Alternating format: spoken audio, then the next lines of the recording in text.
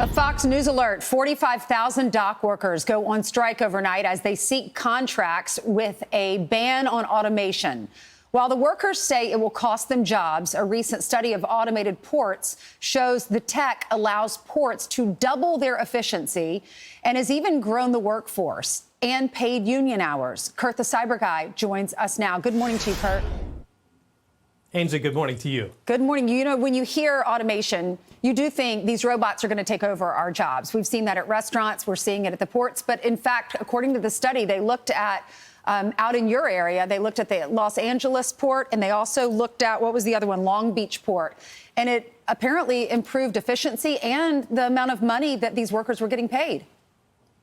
Yeah, their hours paid per year from 2015 to 2021 are actually over 11% higher with the automation. So in addition to higher wages, these International Longshoremen's Union wants nothing to automate the process of the freight movement.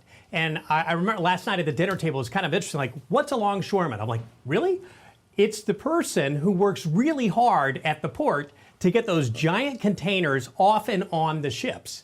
So that includes operating the cranes, the gates that require, customs as well as security at the ports when they come in the door. Those are now, the desire is to automate those.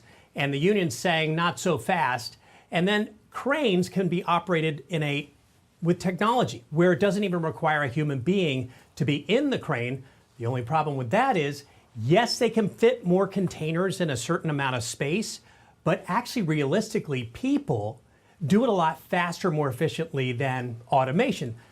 The answer here is there's a balance. There's a balance to finding this automation in the U.S. ports catching up with the rest of the world. The U.S. really lags in this area. If you look at, for example, automated ports around the world, the largest port in the Netherlands, Rotterdam, union workers there, instead of pushing for no automation, they pushed for early retirement packages.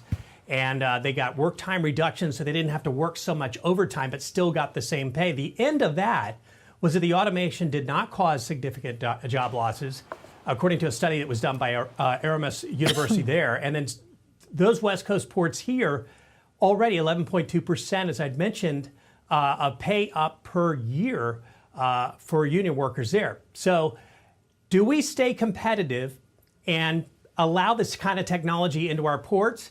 I have a feeling, Ainsley, that this has a lot to do with the fact that the union's just using it as a lever to get additional wages and then to also get a balancing act going on, because that's really what we want, is we just want it to be fair, and at the same time we want to embrace the future. It's just such a big pay increase, Kurt. I mean, could you imagine going to your boss and saying, I want 80% more? They would probably laugh at you and say, I'm going to hire someone else.